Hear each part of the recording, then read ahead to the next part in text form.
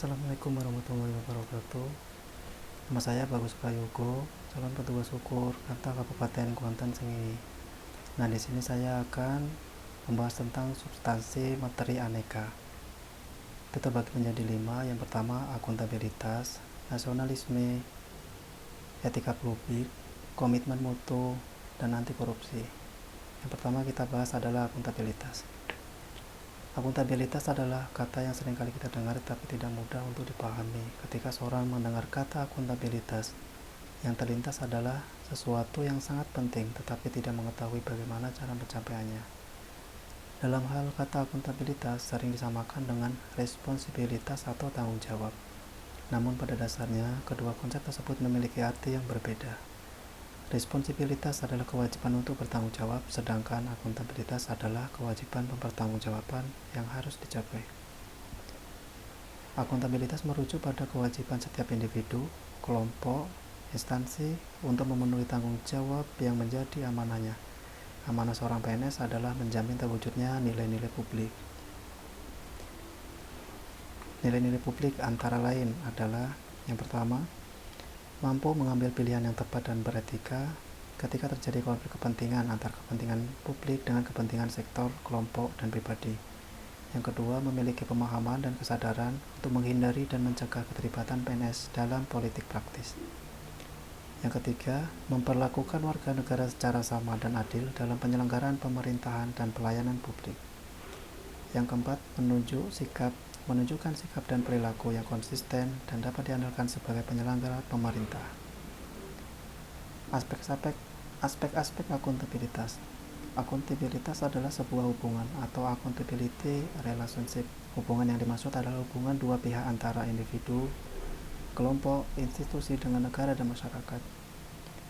Pemberi kewenangan bertanggung jawab memberikan arahan yang memadai, bimbingan, dan mengalokasikan sumber daya sesuai dengan tugas dan fungsinya. Pentingnya akuntabilitas. Akuntabilitas adalah prinsip dasar bagi organisasi yang berlaku pada setiap level atau unit organisasi sebagai suatu kewajiban jabatan dalam memberikan pertanggungjawaban laporan kegiatan kepada atasannya. Tingkat akuntabilitas secara piramida, yang paling bawah yaitu akuntabilitas personal, yang kedua akuntabilitas individu, akuntabilitas kelompok, akuntabilitas organisasi, dan yang paling atas adalah akuntabilitas stakeholder. Yang kedua adalah nasionalisme.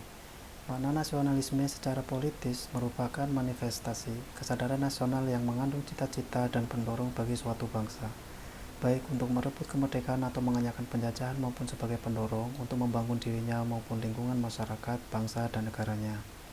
Kita sebagai warga negara Indonesia sudah tentu merasa bangga dan mencintai bangsa dan negara Indonesia. Kebanggaan dan kecintaan kita terhadap bangsa dan negara tidak berarti kita merasa lebih hebat dan lebih unggul daripada bangsa dan negara lain. Kita tidak boleh memiliki semangat nasionalisme yang berlebihan atau chauvinisme, tetapi kita harus mengembangkan sikap saling menghormati, menghargai, dan bekerja sama dengan bangsa-bangsa lain. Nasionalisme dalam arti sempit adalah suatu sikap yang meninggikan bangsanya sendiri sekaligus tidak menghargai bangsa lain sebagaimana mestinya. Sikap seperti ini jelas mencerai-beraikan bangsa yang satu dengan bangsa lain.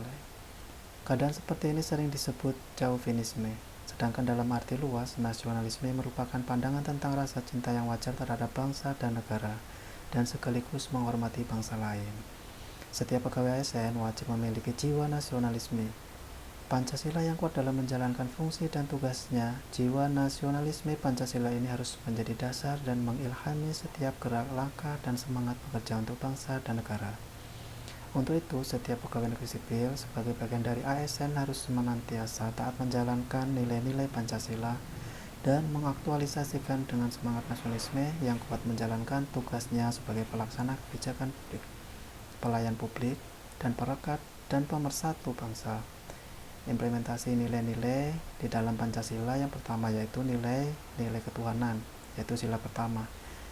Dalam kehidupan sehari-hari, dalam mengimplementasikan nilai-nilai ketuhanan, kita perlu mendudukkan Pancasila sebagai proporsional. Dalam hal ini Pancasila bukan agama yang bermaksud mengatur sistem keyakinan. Yang kedua yaitu sila kedua tentang kemanusiaan. Embrio pada bangsa Indonesia berasal dari pandangan kemanusiaan universal yang disumbangkan dari berbagai interaksi peradaban dunia. Penjajahan yang berlangsung di berbagai belahan dunia merupakan upaya masif internasional dalam merendahkan martabat kemanusiaan, sehingga perwujudan Indonesia merdeka merupakan cara dalam memuliakan nilai-nilai kemanusiaan universal. Kemerdekaan Indonesia merupakan ungkap kepada dunia bahwa dunia harus dibangun berdasarkan kesederajatan antar bangsa dan egalitarisme antar umat manusia. Dalam hal ini, semangat nasionalisme tidak lepas dari semangat kemanusiaan. Belum disebut sebagai seorang nasionalis jika dia belum menunjukkan jiwa kemanusiaan. Yang ketiga, sila ketiga tentang persatuan Indonesia. Implementasi nilai persatuan Indonesia dalam membangun semangat nasionalisme. Upaya melakukan sila ketiga Pancasila dalam masyarakat plural seperti Indonesia bukanlah suatu hal yang mudah. Sejak awal berdirinya Indonesia, agenda membangun bangsa nasional building merupakan suatu yang harus terus-menerus dibina, dilakukan, dan tumbuh dikembangkan.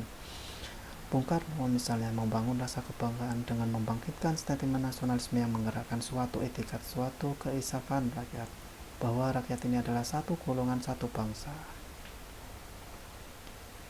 Yang keempat, yaitu implementasi sila keempat tentang kerajaan yang dipimpin oleh Hikmat Kebijaksanaan dalam permusyawaratan perwakilan. Sejarah nilai-nilai permusyawaratan dalam masyarakat Indonesia, tradisi musyawarah yang dilandasi semangat kekeluargaan telah lama ada dalam masyarakat Nusantara. Keragaman masyarakat Nusantara memunculkan keinginan yang kuat untuk menghidupkan semangat persaudaraan dan kesejahteraan semua warga dalam pergaulan hidup berbangsa. Juga pergaulan hidup dalam pemerintahan kolonial penuh penindasan dan diskriminasi, mengelorakan semangat kemerdekaan demokrasi.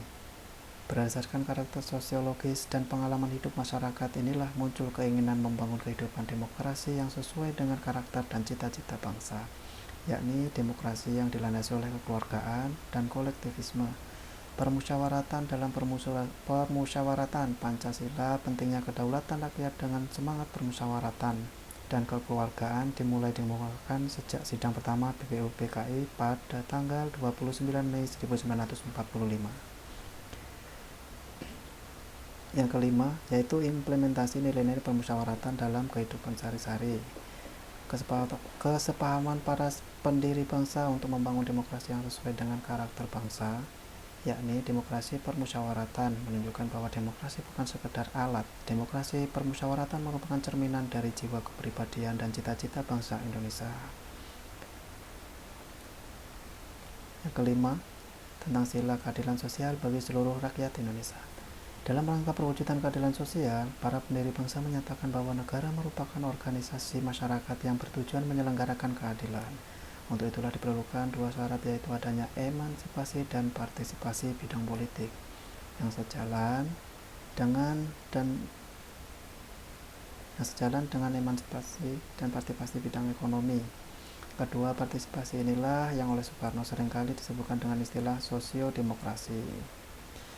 Dan juga dalam keadilan sosial dalam seluruh bangsa Indonesia ini tercantum di dalam pembukaan undang-undang, di mana menjadi tujuan bangsa dan negara Indonesia. Oke, kita masuk pembahasan yang ketiga. Yang ketiga yaitu etika publik atau pelayanan publik.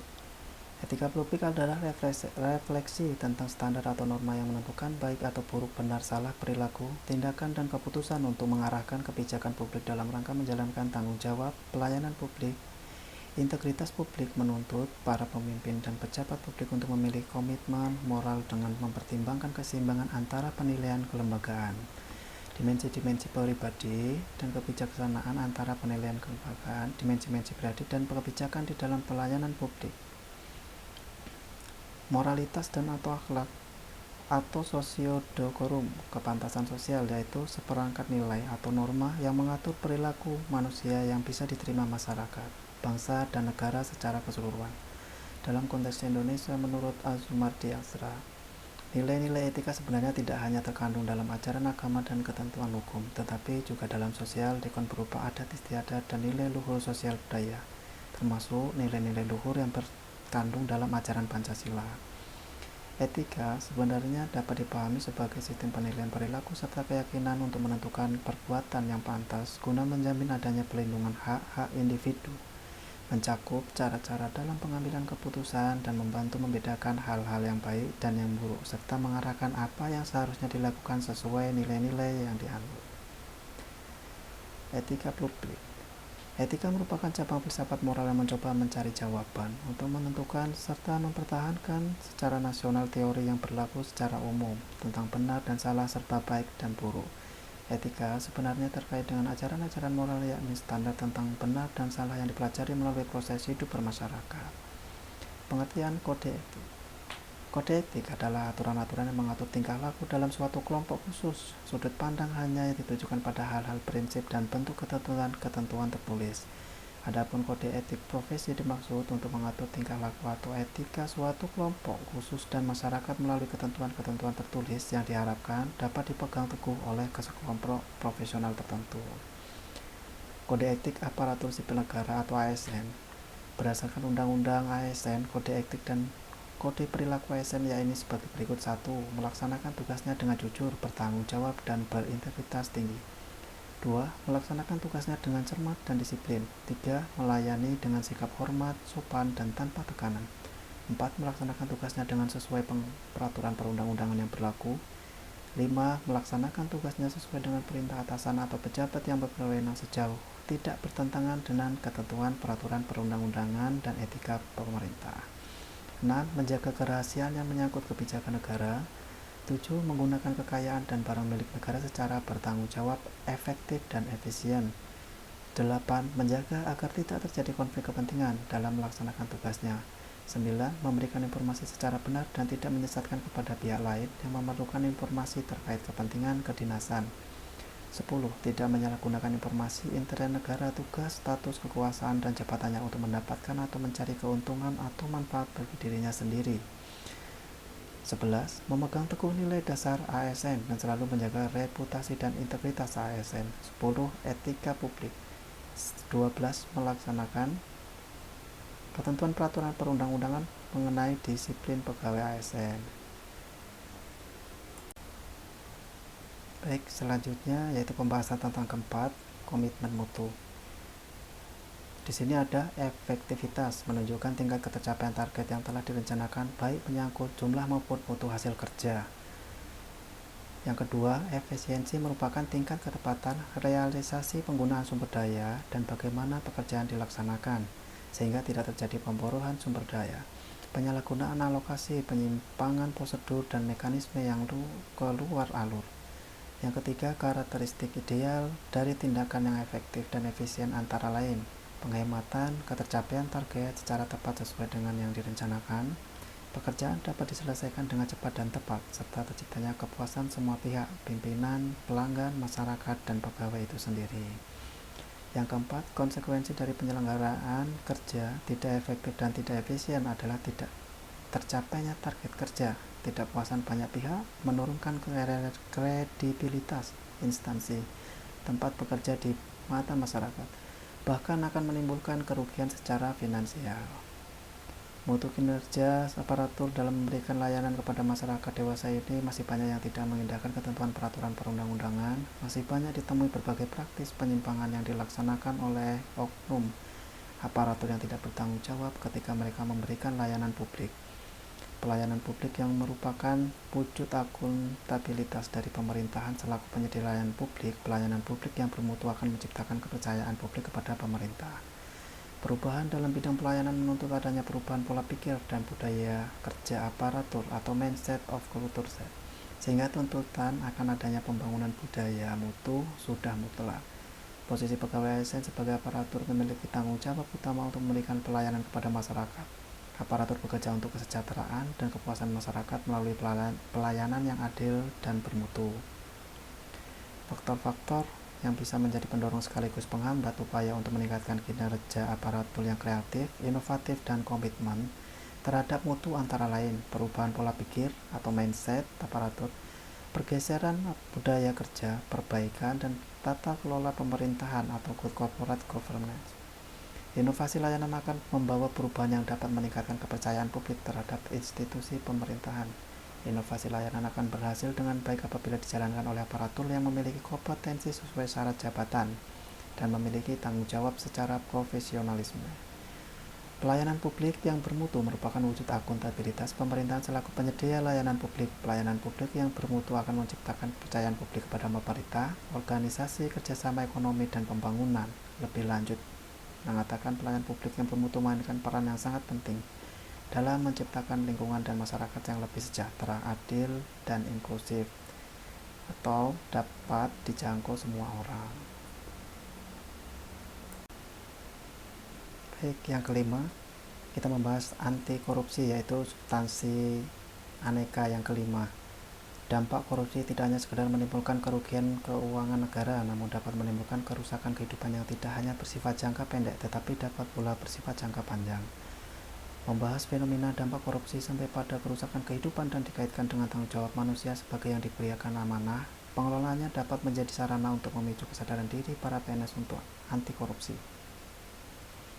Kesadaran diri anti korupsi yang dibangun melalui pendekatan spiritual dengan selalu ingat akan tujuan keberadaannya sebagai manusia di muka bumi dan selalu ingat bahwa seluruh ruang dan waktu kehidupan harus dipertanggungjawabkan, dapat menjadi benteng kuat untuk anti korupsi. Tanggung jawab spiritual yang baik pasti akan menghasilkan niat yang baik dan mendorong untuk memiliki visi dan misi yang baik, sehingga selalu memiliki semangat untuk dilakukan proses atau usaha terbaik dan mendapatkan hasil terbaik. Akan dapat dipertanggungjawabkan juga secara publik. Dampak negatif korupsi secara umum akibat korupsi adalah merugikan negara dan merusak sendi-sendi kebersamaan serta memperlambat tercapainya tujuan nasional. Di antaranya, tata ekonomi seperti pemborosan sumber-sumber, larinya modal ke luar negeri, gangguan terhadap perusahaan, gangguan penanaman modal, tata sosial budaya, seperti revolusi sosial dan ketimpangan sosial, tata politik, ketidakstabilan politik, pengambil alihan kekuasaan, hilangnya bantuan luar negeri, hilangnya kewibawaan pemerintah, tata administrasi, seperti tidak efisien, kurangnya kemampuan administrasi, hilangnya keahlian, hilangnya sumber-sumber negara, keterbatasan kebijaksanaan pemerintah, dan pengambilan tindakan-tindakan represif. Aku ingin Indonesia tanpa korupsi. Bayangkan beberapa tahun ke depan tak ada lagi kemiskinan di negeri ini. Rakyat hidup makmur, tentram, rukun, dan damai. Keramahan, kepedulian, dan gotong royong kembali menjadi sifat dasar bangsa ini di semua lapisan.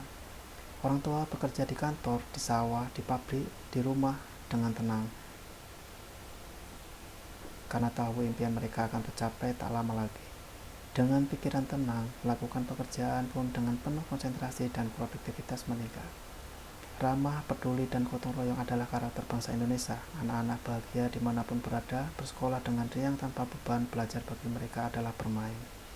Kakak-kakak mereka, para remaja berkumpul dan melakukan kegiatan kreatif menakjubkan, lingkungan bersih dari sampah, udara segar tanpa polusi, jalanan lancar tanpa kemacetan, alat transportasi umum yang nyaman dan tepat waktu membawa penggunanya tanpa harus berdesakan, taman-taman kota terawat, sawah ladang subur, hutan kembali menghijau, sungai jernih dan bersih mengalir, hijau burung dan ciri-ciri hewan-hewan kecil meninggahi pemandangan, rumah ibadah ramai dikunjungi segala usia, perpustakaan juga menjadi tempat favorit keluarga. Tariklah napas dalam-dalam, lihatlah para pejabat datang dengan pakaian sederhana, dengan berdialog dan mendengarkan rakyat. Tak mau menerima perlakuan yang berbeda, mereka mencatat keluhan dan setelah menindaklanjuti dengan kerja keras. Tak ada amplop beredar di bawah meja karena mereka adalah abdi masyarakat yang sudah cukup menerima gaji yang layak. Bagaimana dengan aparat keamanan dan penegakan hukum? Mereka sibuk menjaga negeri ini dari ancaman luar. Tak boleh siapapun dari luar menghisap kekayaan alam negeri ini karena semuanya milik rakyat dan digunakan hanya untuk kemakmuran rakyat. Itulah yang akan terjadi jika Indonesia bebas dari korupsi. Apakah itu utopia? Semua tergantung kepada kita, rakyat Indonesia, termasuk Anda sebagai pegawai negeri sipil. Apakah Anda ingin Indonesia bebas dari korupsi? Mari kita wujudkan bersama-sama. Sekian dan terima kasih. Itu tadi pembahasan substansi aneka bagi ASN dan juga untuk kita semua sebagai warga negara Republik Indonesia. Assalamualaikum warahmatullahi wabarakatuh.